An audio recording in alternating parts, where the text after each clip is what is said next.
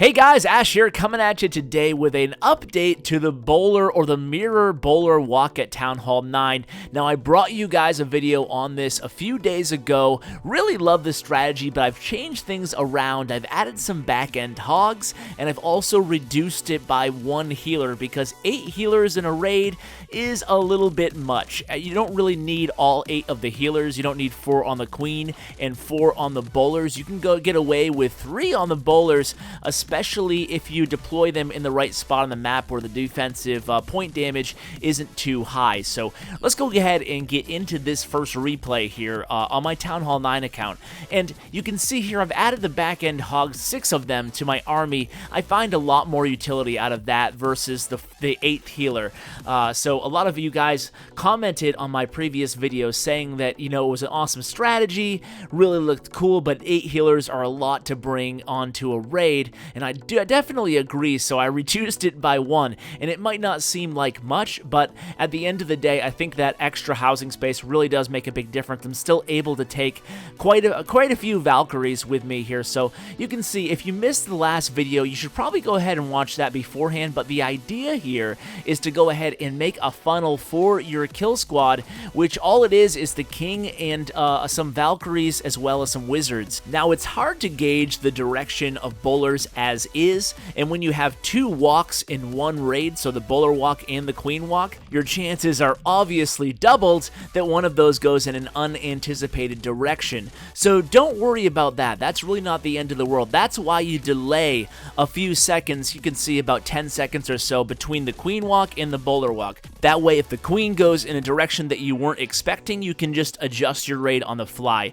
Really, on any queen walk attack or any bowler walk attack, you should always have 2 plans. One plan for the direction that you think they're gonna go, and another one planned if she goes in the absolute opposite direction. At least you have a plan B, and you know your game plan from there on out. I always make 2 plans in my head, especially with these raids. That's why, like I said, getting back to the point there, is that's why I delay the queen walk. Make sure she's going in the direction I want her to go, and then I'll pivot 90 degrees and start my bowler walk, and then I'll funnel the rest of the kill squad into the base. It's a really fun attack, and the bowlers and the queen almost always stay alive because they're going around the perimeters, the opposite perimeters of the base, or sometimes the queen might merge into the army. But either way, with all those healers on the board, your troops tend to stay alive, especially the 2 troops that started out the attack, the archer queen and the bowlers. So let's go ahead and go on to my second replay. It was a little bit lower on the war map, so nothing too impressive in terms of the base.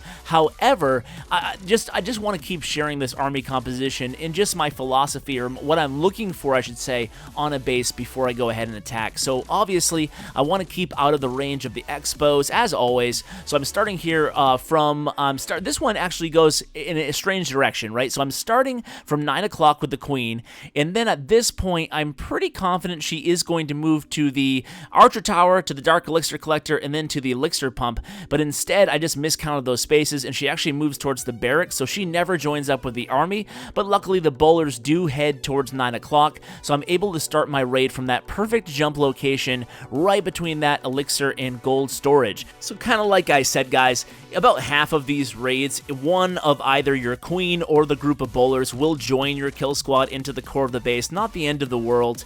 In this clan castle, there was a max level lava hound. We are starting to see those a little bit more. They were pretty much extinct in clan castles, or very close to defensively, before the update. Now we're starting to see lava hounds return a little bit here and there on Town Hall 9 bases.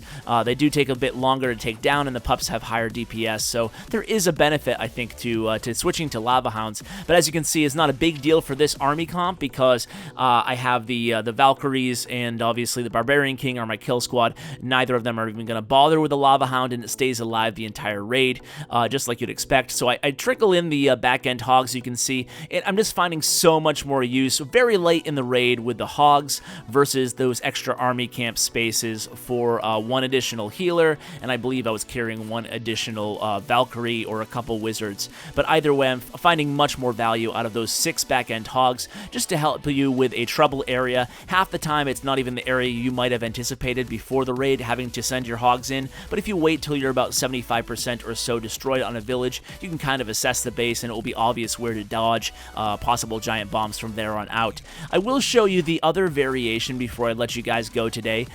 This one, Gorilla here, he actually came up with this strategy, and he's been having a lot of success with it. I think maybe 2 or 3 wars in a row now with all 3 stars, I think, except for one fail, very close to 3-star. Really, the guys over at Elite Academy are just incredibly innovative, and it's awesome because it's one of our newest clans, but they take Clan Wars some of the most serious out of all our clans in the entire alliance. So a huge shout out to those guys, and great props for the amazing strategies and videos and attacks lately I've been sharing from you guys.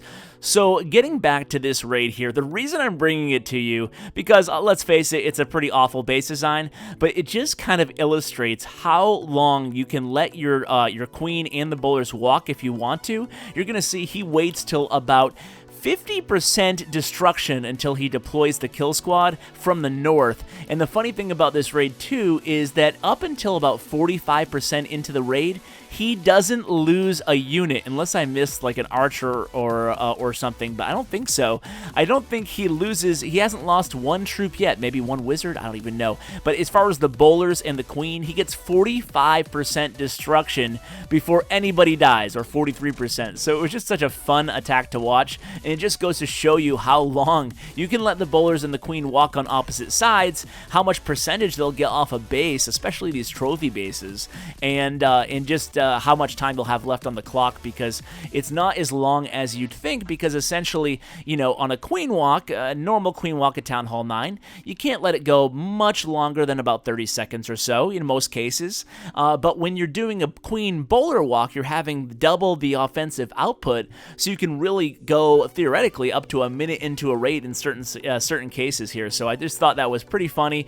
Everything doesn't go exactly as planned from here on out, but either way, he's still able to pull off the 3-star, and you can see the spell composition is actually, I really prefer this, obviously depending if I need the 2 jump spells or not, but I do like bringing at least 1 heal spell, especially because I'm bringing the back end hogs, so I can kind of play it by ear once I'm in the base if I'm going to be able to need that heal spell. I usually plan it out ahead of time to use on the Valkyries, but sometimes the Valkyries just make such quick work of a base that you can just go ahead and use the heal on the hogs and the rage on the Valkyries instead if you didn't need it on one of your walks. So guys, that's going to do it for today's video. Thanks so much for watching, and thanks for all the positive feedback and comments you've been giving lately. It seems like the community has been so awesome to me lately, and I hope that the content has been up to your standards, and certainly that it remains so in the future. So guys, thank you so much for watching, and as always, take care.